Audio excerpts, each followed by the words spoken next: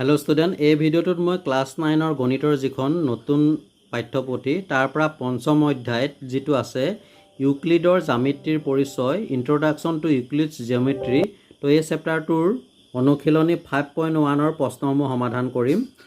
তো ইয়াৰ পূৰ্বে মই চেপ্টাৰ 3 আৰু 4 সমাধান আগবঢ়াইছো, তোমালোকে যদি চোৱা নাই চাব পাৰিবা, ডেসক্ৰিপচনত লিংকসমূহ দিয়া আছে।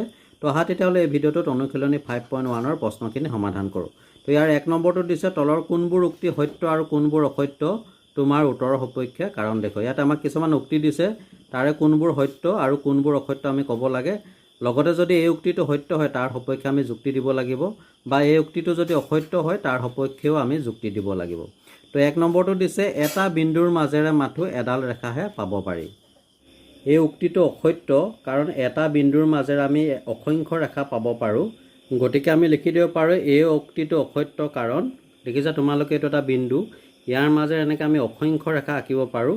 কিন্তু আমাক প্ৰশ্নটোত কৈছিলে যে এডাল ৰেখাহে পাব পাৰি, সেইটো অসত্য হ'ব, কাৰণ আমি এনেকৈ ধৰণে অসংখ্য ৰেখা অংকন কৰিব পাৰিম।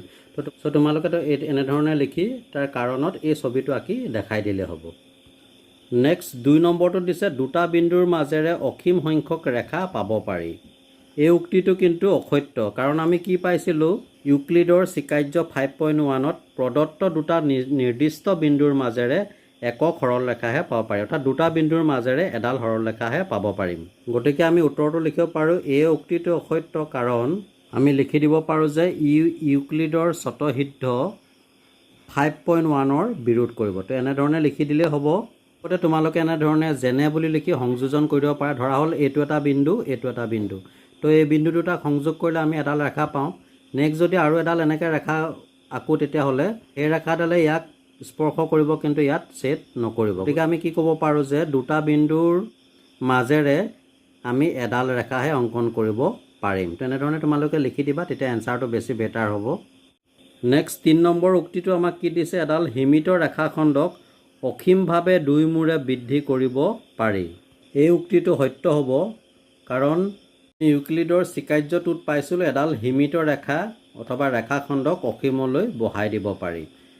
এইখিনিতে তোমালোকক এটা কথা উল্লেখ কৰোঁ যে এই চেপ্টাৰটোৰ প্ৰশ্নসমূহ কৰাৰ আগতে তোমালোকে পাৰিলে ইউক্লিডৰ সংজ্ঞা, স্বতঃসিদ্ধ আৰু স্বীকাৰ্য এইকেইটা ভালকৈ মনত ৰাখিবা। এতিয়া দেখি পাইছা তোমালোকে স্বীকাৰ্য 1, স্বীকাৰ্য 5.1, স্বীকাৰ্য 2, স্বীকাৰ্য 3, 4, 5, এই প্ৰতিটো স্বীকাৰ্য আমি এই চেপ্টাৰটোৰ অংকসমূহ সমাধান কৰোঁতে প্ৰয়োজন হ'ব। আৰু ইয়াৰ লগতে ইউক্লিডৰ কেইটামান স্বতঃসিদ্ধও দিছে 7টা, তোমালোকে এইখিনি ভালকৈ মুখস্থ কৰিবা। বাৰু যিয়ে নহওক, 1ৰ 3টোৰ আমি এনচাৰটো লিখিব পাৰোঁ এই উক্তিটো সত্য, কাৰণ ইয়াক ইউক্লিডৰ স্বীকাৰ্য 2ৰ আধাৰত আগবঢ়াইছে। আৰু আমি ইয়াৰ লগতে সংযোজন কৰি দিব পাৰোঁ। উদাহৰণস্বৰূপে দেখা পাইছে তোমালোকে এই PQ এডাল হৈছে সীমিত ৰেখাখণ্ড, আৰু ইয়াক অসীমভাৱে এফালেও আমি বঢ়াই নি থাকিব পাৰোঁ, এফালেও বঢ়াই নি থাকিব পাৰোঁ, অৰ্থাৎ ইয়াক অসীমভাৱে দুই মূৰে বৃদ্ধি কৰিব পাৰিম। তো এনেকৈ ধৰণে তোমালোকে ইয়াৰ এনচাৰটো লিখি দিবা, এইখিনি নোট কৰি লোৱা। কুৱেশ্যন নম্বৰ 4ত উক্তিটো দিছে যদি দুটা বৃত্ত সমান তেন্তে সিহঁতৰ ব্যাসাৰ্ধও সমান। এই উক্তিটো সত্য হ'ব। ইয়াৰ এনচাৰটো আমি এনেধৰণে লিখিব পাৰোঁ, উক্ত উক্তিটো সত্য, কাৰণ দুটা সমান বৃত্ত এটাৰ ওপৰত আনটোক জাপি দিলে বৃত্ত দুটা মিলি যায়। ইউক্লিডৰ স্বীকাৰ্য মতে দুটা বৃত্ত মিলি গ'লে বৃত্ত দুটাৰ কেন্দ্ৰ আৰু ব্যাসাৰ্ধ মিলি যায়, গতিকে বৃত্ত দুটাৰ ব্যাসাৰ্ধ সমান হ'ব। তো এনেধৰণে লিখিলে হ'ব। নেক্সট 1ৰ 5টোত দিছে চিত্ৰ 5.9ত যদি AB সমান PQ আৰু PQ সমান XY তেন্তে AB = XY। তো ইয়াত আমাক এডাল ৰেখাখণ্ড দিছে AB, আৰু ইয়াৰ লগত সমান PQ বুলি কৈছে। ঠিক একেধৰণে PQৰ লগত XY ৰেখাখণ্ড সমান বুলি কৈছে, আৰু শেষত আমাক কৈছে যে AB সমান XY হ'ব। এতিয়া এই উক্তিটো সত্য নে অসত্য? এই ক্ষেত্ৰত ইয়াৰ এনচাৰটো আমি লিখিব পাৰোঁ এই উক্তিটো সত্য, কাৰণ ইউক্লিডৰ প্ৰথম স্বতঃসিদ্ধ মতে একেটা বস্তুৰ লগত সমান বস্তুবোৰৰ এটা আনটোৰ লগত সমান। এতেকে AB = PQ আৰু PQ = XY হ'লে AB সমান XY হ'ব। তো এনেকুৱা ধৰণে লিখি ল'বা তোমালোকে। এয়া আছিলে 1 নম্বৰ কুৱেশ্যন কেইটাৰ সমাধান। এবাৰ আহোঁ কুৱেশ্যন নম্বৰ 2লৈ। ইয়াত আমাক দিছে তলৰ প্ৰতিটো পদৰ সংজ্ঞা দিয়া, তাত কিবা আন পদ আছে নেকি যাৰ প্ৰথমে সংজ্ঞা দিয়াৰ প্ৰয়োজন, সেইবোৰ কি আৰু তুমি কেনেকৈ সেইবোৰ সংজ্ঞা দিবা। ইয়াত প্ৰথমতে দিছে 1 নম্বৰটো দিছে সমান্তৰাল ৰেখা। এতিয়া সমান্তৰাল ৰেখাৰ সংজ্ঞা আমি এনেধৰণে আমি দিব পাৰোঁ যে এখন সমতলত থকা এযোৰ ৰেখা যাক দুয়ো দিশত বঢ়াই দিলেও কেতিয়াও কটাকটি নকৰে তেনে ৰেখাবোৰক সমান্তৰাল ৰেখা বোলে। যেনে ইয়াত দিছে এ বি এডাল এডাল ৰেখা আৰু চি আৰু ডি। এই ৰেখা দুডাল কেতিয়াও এফালেও যদি গৈ থাকে বিৰ দিশত আৰু ডিৰ দিশত বঢ়াই গৈ থাকোঁ বা এ আৰু চিৰ দিশতো বঢ়াই গৈ থাকোঁ, কেতিয়াও এই দুডাল ৰেখাই কটাকটি নকৰে। তো এনেধৰণৰ ৰেখাবিলাকক সমান্তৰাল ৰেখা বুলি কয়। ইয়াত লিখি দিছোঁ ইয়াত এ বি আৰু চি ডি সমান্তৰাল ৰেখা। এতিয়া প্ৰশ্নটোত আমাক প্ৰথমতে কৈছিলে যে তাত কিবা আন পদ আছে নেকি যাৰ প্ৰথমে সংজ্ঞা দিয়াৰ প্ৰয়োজন। এতিয়া সমান্তৰাল ৰেখাৰ সংজ্ঞা দিয়াৰ আগতে আমাক দুটামান বস্তুৰ প্ৰয়োজন হৈছে। প্ৰথমতে ইয়াত আমাক দৰকাৰ হৈছে ৰেখাডালৰ।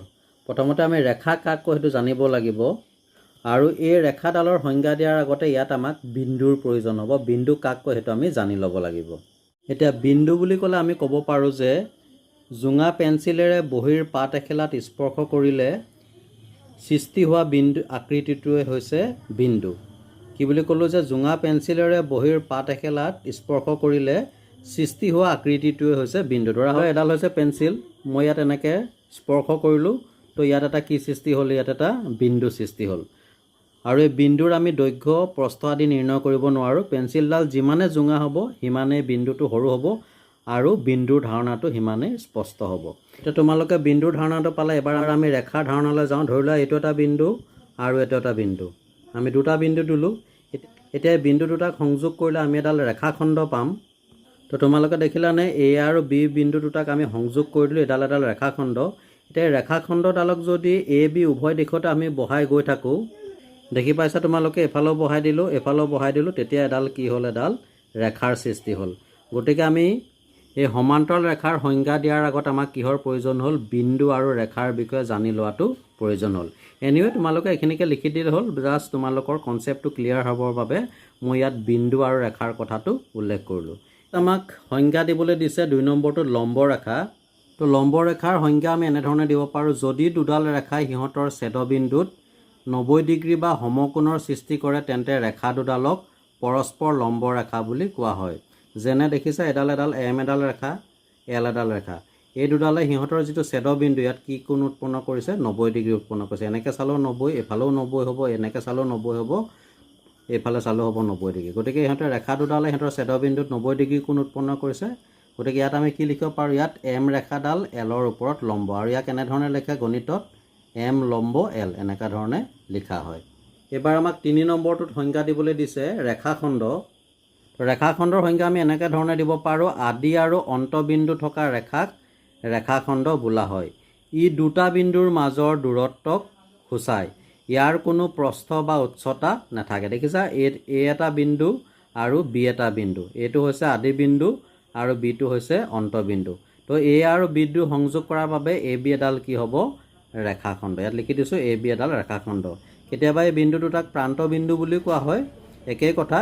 এনিৱে ৰেখাখণ্ডৰ সংখ্যা তোমালোকে এনেকুৱা ধৰণে দিব লাগিব, এইটো ভালকৈ নোট কৰি ল'বা। নেক্সট আমাক 4 নম্বৰটোত সংজ্ঞা দিবলৈ দিছে এটা বৃত্তৰ ব্যাসাৰ্ধ।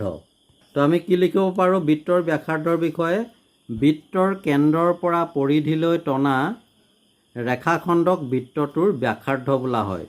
দেখিছা তোমালোকে এইটো এটা বৃত্ত, এইটো হৈছে ইয়াৰ কেন্দ্ৰ। এই বৃত্তটোৰ এই যিটো চাৰিসীমা ইয়াক কি বুলি কয়, পৰিধি বুলি কোৱা হয়। ইয়াক কি বুলি কয়, পৰিধি বুলি কোৱা হয়। তো বৃত্তৰ কেন্দ্ৰৰ পৰা পৰিধিলৈ টনা ৰেখাডালক কি বুলি কোৱা হয়, ব্যাসাৰ্ধ বুলি কোৱা হয়। আৰু এতিয়া আমাক ইয়াৰ পৰা কি জানিবলগীয়া কথা আছে, আমি প্ৰথমতে বৃত্তৰ সংজ্ঞাটো ক'ব পাৰোঁ যে এটা বিন্দুৰ পৰা নিৰ্দিষ্ট দূৰত্বত থকা বিন্দুৰ সমষ্টিকে কি বুলি কোৱা হয়, বৃত্ত বুলি কোৱা হয়। এতিয়া যদি আমি চিত্ৰটো চাওঁ, ইয়াত অ' পি হৈছে এই বৃত্তটোৰ কি হ'ব, এডাল ব্যাসাৰ্ধ। তো এইখিনি তোমালোকে নোট কৰি ল'বা। আৰু একেবাৰে শেষত আমাক সংজ্ঞা দিবলৈ দিছে বৰ্গ। তো বৰ্গৰ সংজ্ঞা আমি কেনেকৈ দিম, ইয়াত আমি লিখিছোঁ যে যি চতুৰ্ভুজৰ 4টা বাহুৰ দৈৰ্ঘ্য আৰু 4টা কোণ সমকোণ বা 90 ডিগ্ৰী তাকে বৰ্গ বা বৰ্গক্ষেত্ৰ বোলে। তোমালোকে দেখিছা এটা পি কিউ এডাল বাহু, কিউ আৰ এডাল বাহু, আৰ এছ এডাল বাহু আৰু পি এছ এডাল বাহু। এই 4টা বাহুৰ কি কৈছে, দৈৰ্ঘ্য সমান। এইটো যদি 5 হয় এডালো 5 হ'ব, এইটো 5 হ'ব, এইটো 5 হ'ব। বা এডাল ৰেখা যদি 10 চেণ্টিমিটাৰ হয় তেতিয়া এডালো 10 চেণ্টিমিটাৰ হ'ব, এডালো 10 চেণ্টিমিটাৰ হ'ব, 10 চেণ্টিমিটাৰ হ'ব। মানে বৰ্গৰ 4টা বাহুৰ মাপ সমান আৰু লগতে ইয়াৰ প্ৰতিটো কোণ কি হ'ব, এইটো 90 ডিগ্ৰী। দেখি পাইছা? তো তো আমি এনেকুৱা ধৰণে বৰ্গৰ সংজ্ঞা দিব পাৰোঁ। গতিকে ইয়াত যেতিয়া গোটেইকেইটা কণ্ডিশ্যন বা গোটেইকেইটা চৰ্ত যিটো পূৰণ কৰিছে আমি লিখি দিব পাৰোঁ ইয়াত PQRS এটা বৰ্গ। তো এইখিনি তোমালোকে নোট কৰি ল'বা। নেক্সট কুৱেশ্যন নম্বৰ 3টোত দিছে তলত দিয়া স্বীকাৰ্য দুটা বিবেচনা কৰা। তো ইয়াত আমাক দুটা স্বীকাৰ্য দিছে। প্ৰথম স্বীকাৰ্যটো দিছে প্ৰদত্ত দুটা নিৰ্দিষ্ট বিন্দু A আৰু B ৰ বাবে তৃতীয় এটা বিন্দু C পোৱা যায় যি A আৰু B ৰ মাজত অৱস্থিত। এই স্বীকাৰ্যটো সত্য হ'ব কাৰণ আমি যদি এনেধৰণে A এটা বিন্দু ল'লোঁ আৰু B এটা বিন্দু ল'লোঁ তো এই বিন্দু দুটা সংযোগ কৰি এটা ৰেখাখণ্ড হ'ল। এটা C বিন্দুটো ইয়াৰ আমি মাজত দিব পাৰোঁ। ধৰা এইখিনিতে আছে C বিন্দুটো। তো দেখা গ'ল যে C বিন্দুটো A আৰু B বিন্দুৰ মাজত আছে। গতিকে দেখা গ'ল যে এই স্বীকাৰ্যটো সত্য হ'ব। আৰু 2 নম্বৰ স্বীকাৰ্যটো দিছে একে ৰেখাত নাথাকিবলৈ হ'লে অতি কমেও 3টা বিন্দু থাকে। এতিয়া আমি চাওঁ, আমি ধৰি ল'লোঁ এইটো এটা বিন্দু, এইটো এটা বিন্দু, এইটো বিন্দুৰ নাম দিলোঁ যেনিবা P, এইটো B, এইটো বিন্দুৰ নাম দিলোঁ Q। এতিয়া এই বিন্দুটোত আমি সংযোগ কৰি দিলোঁ। তো এতিয়া কি কৈছে যে আমাক স্বীকাৰ্যটোত একে ৰেখাত নাথাকিবলৈ হ'লে অতি কমেও 3টা বিন্দু থাকে। এতিয়া আমি 2টা বিন্দু দিলোঁ, এইটো একে ৰেখাত আছে, কিন্তু ইয়াত যদি আমি আৰু এটা বিন্দু দিওঁ তেতিয়া কেনেকুৱা ধৰণৰ হ'ব? এইটো এনেকৈ ধৰণে এডাল ৰেখা যাব, আকৌ এনেকৈ এডাল আহিব, গতিকে ইয়াত দুডাল ৰেখা উৎপন্ন হ'ব। গতিকে এনেধৰণে যদি 3টা বিন্দু থাকে তেতিয়াহ'লে কি হ'ব? সিহঁত একে ৰেখাত নাথাকিব। গতিকে স্বীকাৰ্যটো সত্য হয়।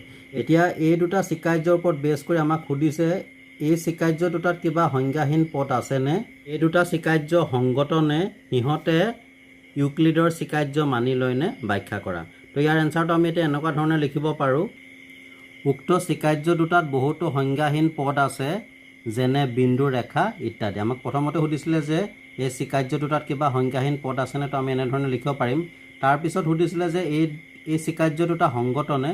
এতিয়া আমি লিখিব পাৰোঁ যে প্ৰদত্ত স্বীকাৰ্য দুটা সংগত কাৰণ দুয়োটা স্বীকাৰ্য দুটা ভিন্ন পৰিস্থিতিৰ সৈতে জড়িত। নেক্সট দিছিলে সিহঁতে ইউক্লিডৰ স্বীকাৰ্য মানি লয় নে? ব্যাখ্যা কৰা। তেতিয়া আমি লিখিব পাৰোঁ স্বীকাৰ্য দুটাই ইউক্লিডৰ স্বীকাৰ্য মানি নলয়, কিন্তু ইহঁতে স্বীকাৰ্য 5.1 অনুসৰণ কৰে য'ত কোৱা হৈছে দুটা বিন্দুৰ মাজেৰে একক সৰল ৰেখাহে পাব পাৰি।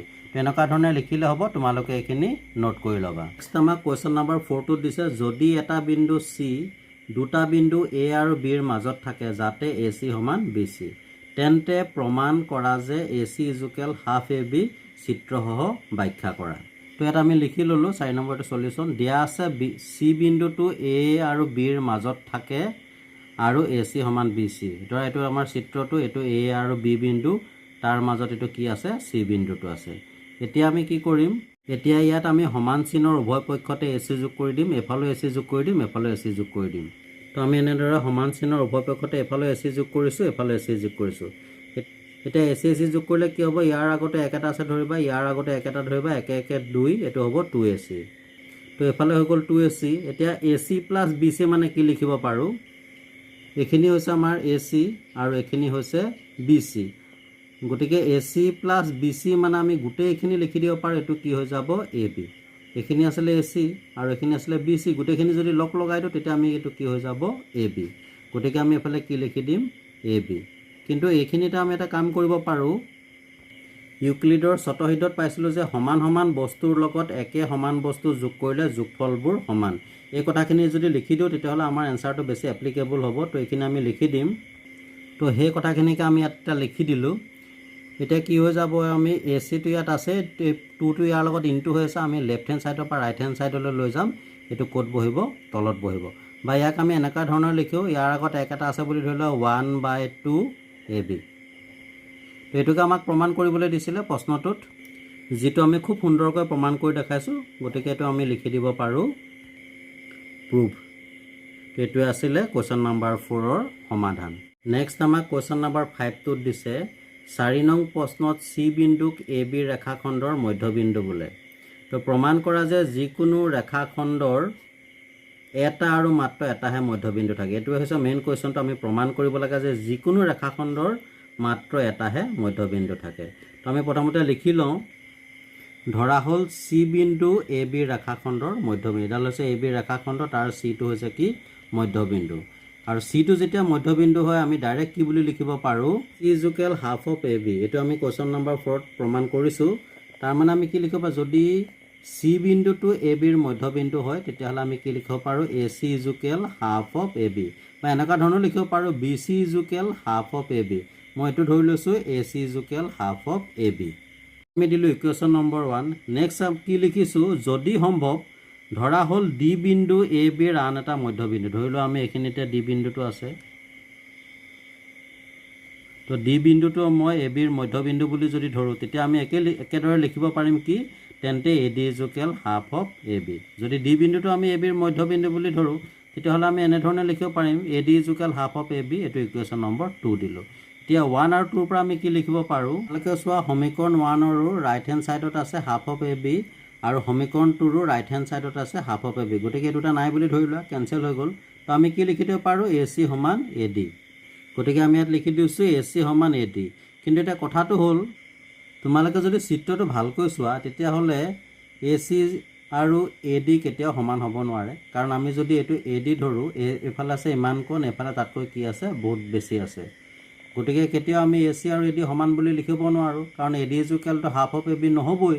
গতিকে এইটো কেতিয়া পচিবল হ'ব, যেতিয়া এই চি আৰু ডি বিন্দুটো একেটাই হ'ব। যদি চি আৰু ডি বিন্দুটো একেটা হয়, তেতিয়াহে আমি এইটো লিখি দিব পাৰিম যে এ চি সমান এ ডি।